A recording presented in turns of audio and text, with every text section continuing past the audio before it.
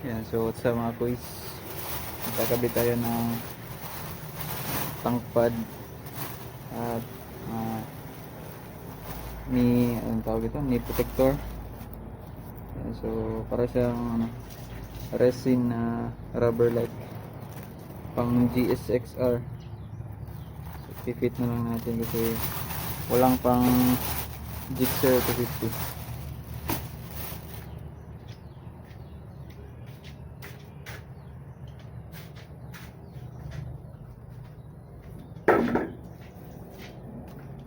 So usually dapat detergent yung gagamitin, pero wala akong detergent, so ito lang meron, dishwashing. Pwede na siguro. Linisan muna natin.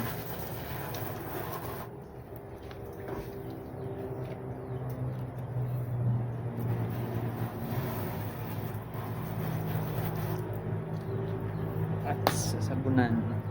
Ay.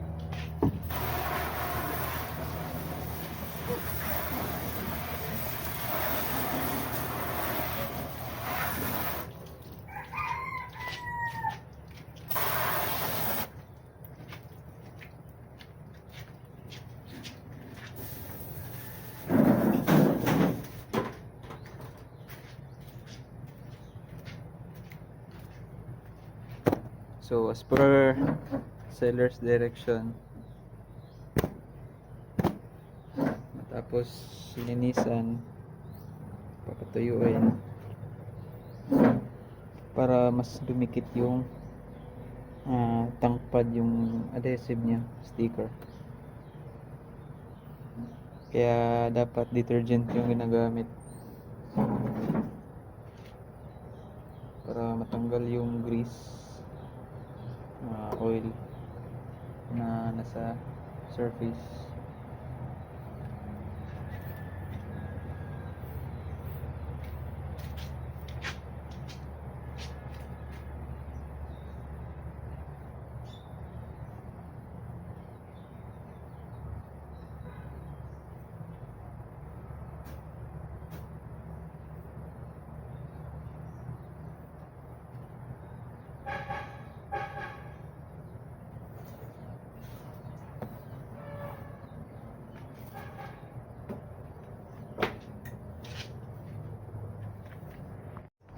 And so antayin lang na matuyo yung surface na kakabitan. Dili lang akong tingog ni. Wala mag-record makaistorya. Ay balik ko gunting be.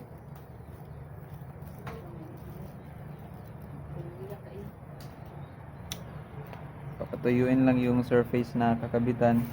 Tapos pwede na natin idikit tong pangpad natin.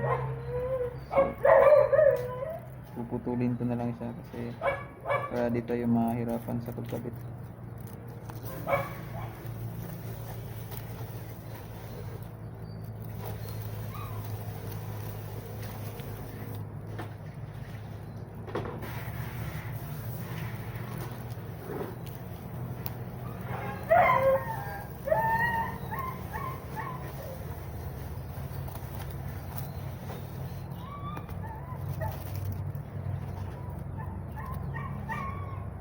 So sa pagkabit, huwag niyong tanggalin yung cellophane.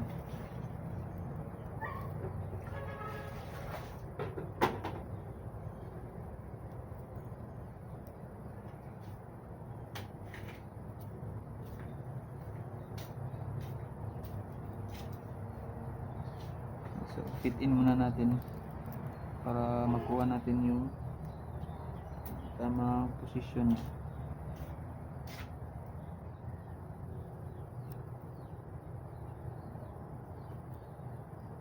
So sa baba siguro tayo mag-start.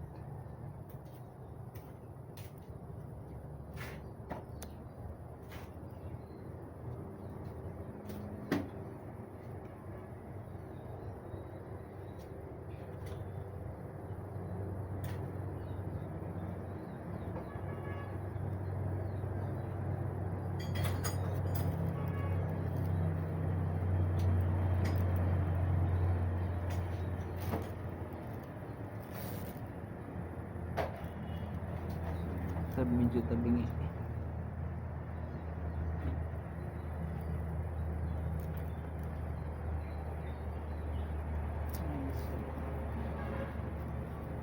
Ayan.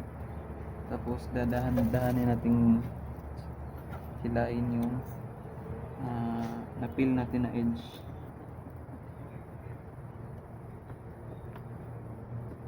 Press lang natin para walang bubbles. Kasi kapag ganito di nakikita yung bubbles niya.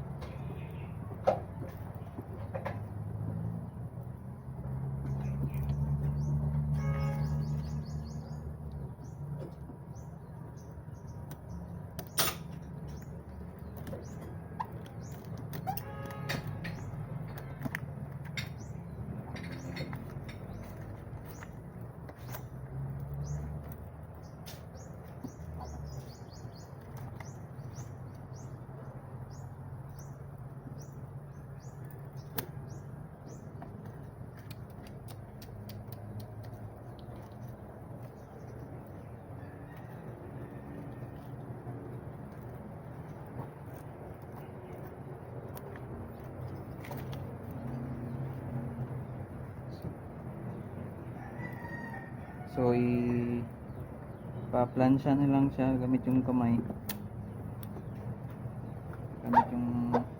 Ginamit yung kamay ko para ma-press out yung mga bubbles sa ilalim.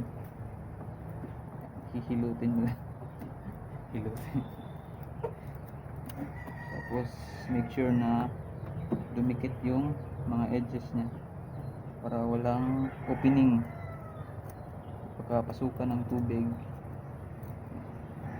para di agad natatanggal. I guess okay na yan. Medyo tabingi yung pagkakabit. Hindi naman nalukat.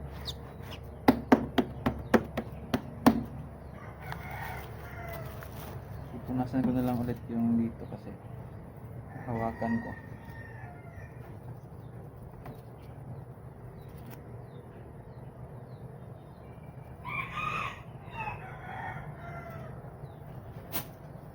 Tuyuan natin saglit.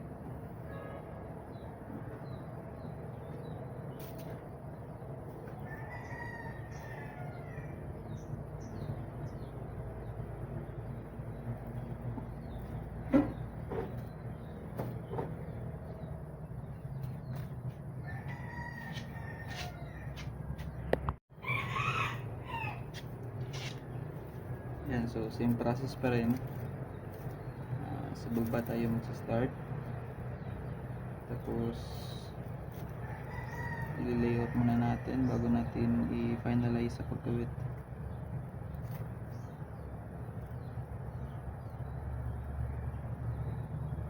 Anyways, ito pwede nating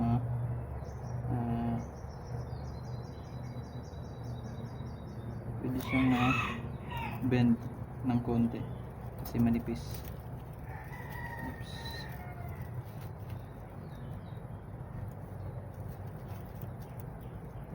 So i-level natin siya ng maayos bago natin idikit yung sa baba. May pattern naman yan eh.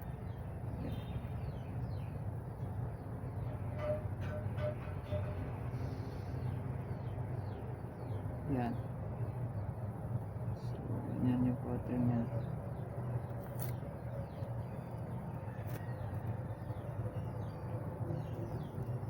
Dapat talaga nakabend siya. Kasi nakabend yung design ng tangke. Yan. So, start tayo dito sa baba. Tapos sihilain natin ito.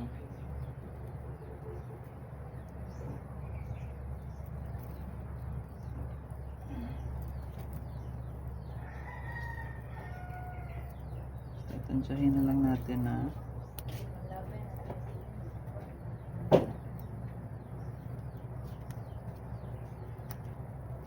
mag-match yung pattern niya. Ayan.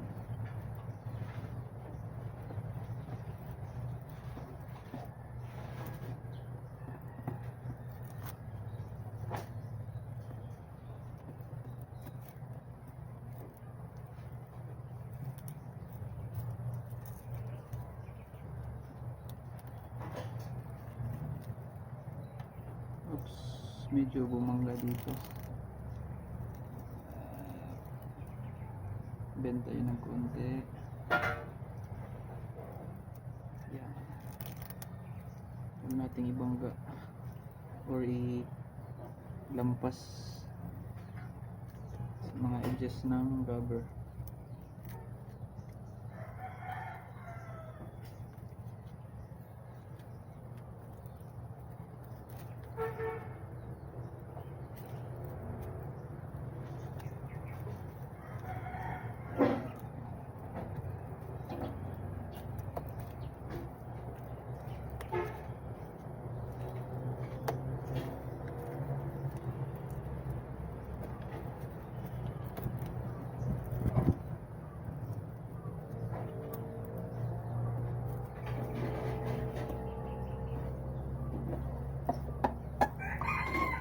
So sa kabila, same process pa rin.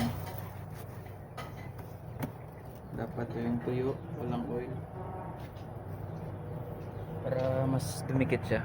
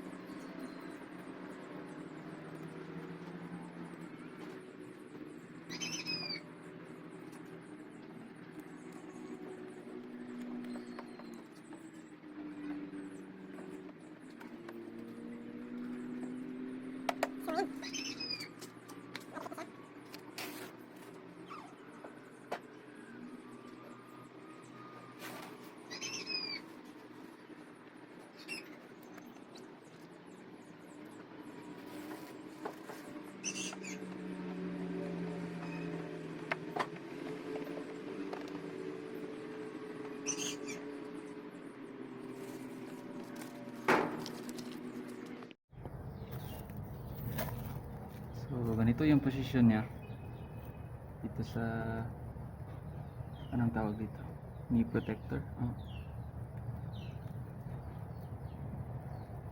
knee slide. Nalimutan ko. So ganyan, so ipa-priority natin na di lumampas dito sa ibabaw kasi prone siya sa baka matuklap, prone siya sa tubig at hangin. Makakapasok siya dito sa adhesive niya, kaya dito tayo mag-start mag-peel. Tapos ganyan, so i-bend lang natin tong mismong protector niya, so umaambon pa.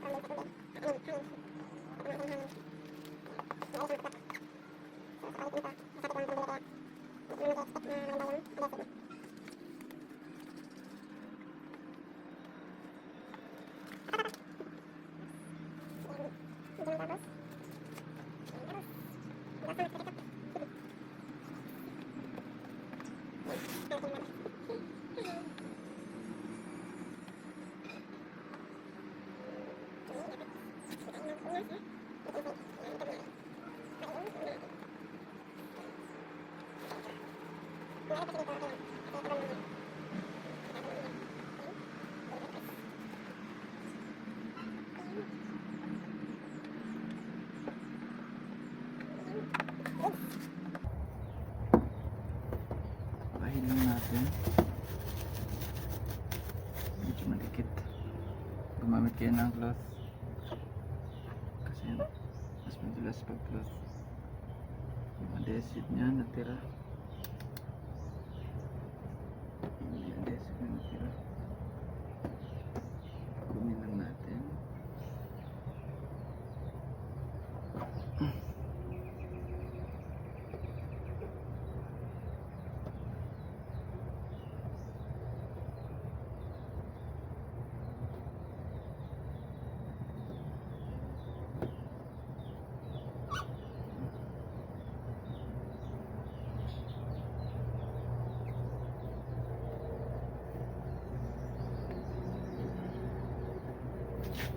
So dito na part may mga bubbles, tanggalin na lang natin kasi na-bend siya. Ayan. Hindi naman talaga siya actually fit kasi pan GSX-R to. GSX-R 250. Kaya hindi tayo mag-expect na fit siya sa design ng tangke. So dito may nakawang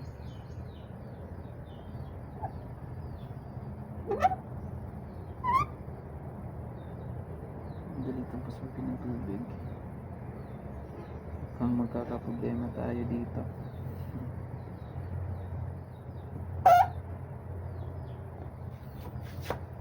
Hanapan na lang natin ang solusyon yan. So dito sa baba hindi pa nakadikit. Dikit lang natin.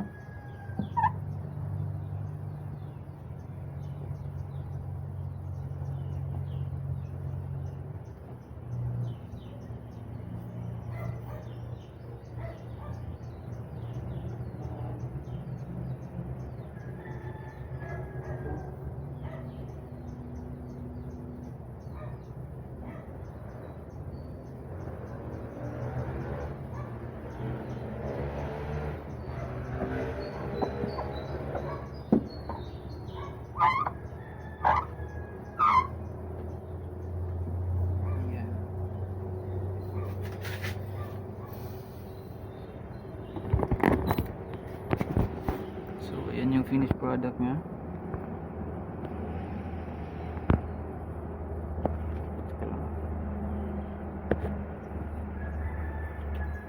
So dito medyo may problema. Medyo maangat siya. Yan. May konting may part na walang adhesive. So sa kabila same process pa din. Dapat dito yung inuuna, dito at dito, para ma-fit siya. Kasi dito sa baba okay lang to na umangat. Actually umaangat yung baba dito. Yan, umaangat kusa kasi nga hindi siya fit. So hahanapin na lang natin ang paraan yan. So tatapusin ko muna para di humaba yung video. The final output of tank pad. So this is a must have accessory sa mga naka-sport bike. English naman hinuuntahan eh. Sa mga naka-sport bike ay prone kasi siya sa gas-gas dito na part dito. So pwede ko nang lagyan ng bag dito. Meron akong bag na pang travel, so hindi na siya masyadong magagasgas kasi nga minsan kahit gaano natin ingatan yung isang bagay, gagasgasan talaga. Hindi natin alam na may gasgas na pala. Kaya same dito, yan, may gasgas siya konti pero napaka visible niya, hindi siya masyadong kita sa camera. So yan, final output niya. Yan, wala siyang kuwang compared sa kabila. Dito meron. So according sa seller, bawal siyang mabasa within 48 hours or 2 days. So bibilad natin siya sa araw, pero di naman babad na babad. Ibibilad lang natin siya mga 10 minutes or depende na siguro, kasi baka maapektuhan din yung pintura ng tangke, sayang din. So for the meantime na mag-aantay tayo ng 2 days, i-maintain natin na ipipress itong mga part na di dumidikit, kasi didikit din yan sa katagalan, didikit din yan. So maintain natin na kuskusin lang siya gamit ng cloth, gamit ka ng cloth kasi masyado siyang sticky.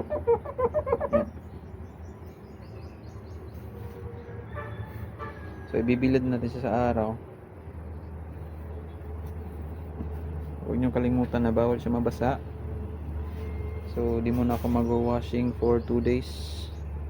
Pakit may flash. Di muna ako mag-washing for 2 days. Kanina kasi umaambon, kaya pinasilungan ko muna dito sa aking mumunting garahe. So ayan pa yung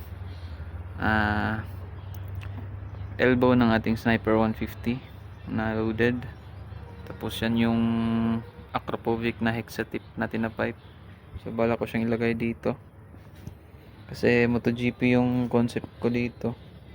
MotoGP pa rin yung Sniper natin, MotoGP concept yun.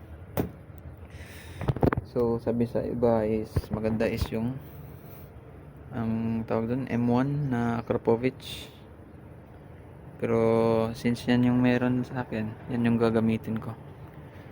So meron nga pala tong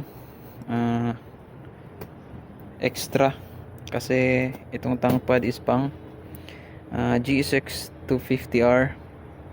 So dito yan sa key ignition, ganyan dapat siya, pero syempre hindi naman to GSXR. Yan sa keyhole nya. So isa sa di ko nagustuhan dito sa Gixxer XF is itong ignition key nya, kulang sa safety features.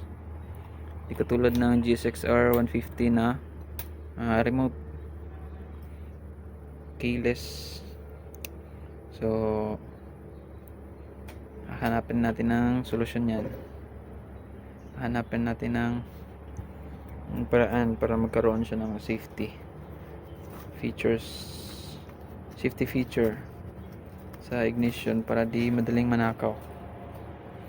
So ibibilad ko muna sa araw. So pabilad natin sa araw, tapos mamaya kakabit din natin yung panel protector screen, anong sticker lang siya. Tinted ata yung na-order ko. Smoke, hindi ko pa nakabit, andun pa, nakabalot. So mga accessory yung una ko nabili is itong visor na pang Ninja 300. Wala akong ginawang bracket, nilagyan ko lang ng palaman na rubber, galing sa rubber sa air filter, yung adjuster ng yung adapter ng air filter, yung mushroom yan. So hindi kasi siya fit, hindi siya plug and play. Yung sa iba is nilalagyan ng bracket, so ayoko namang magasgasan yung ilalim, then mahirap gumawa ng bracket kasi wala akong tools, kulang sa tools. So ayan, Gixxer SF250, nabenta na kasi si Sniper. So yun lang tatandaan nyo kung bibili kayo nito. Bawal siya mabasa after makabit within 48 hours. Tapos habang hindi pa natapos yung 48 hours, lagi nyo press out yung mga may awang. Yan. Dito meron, sa kabila meron din. Yan. So hahanapin din natin yan ng solution kung in case di talaga siya magdikit.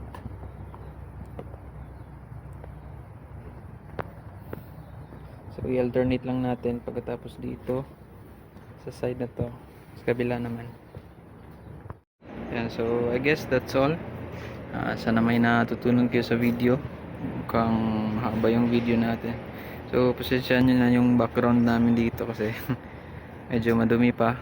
Kakatapos ko lang din maglaba. Kasi galing sa uwian. Nasa Bukidnon kami ngayon. Tapos galing kami sa Zamboanga del Sur. Kasi nga New Year and Christmas holiday.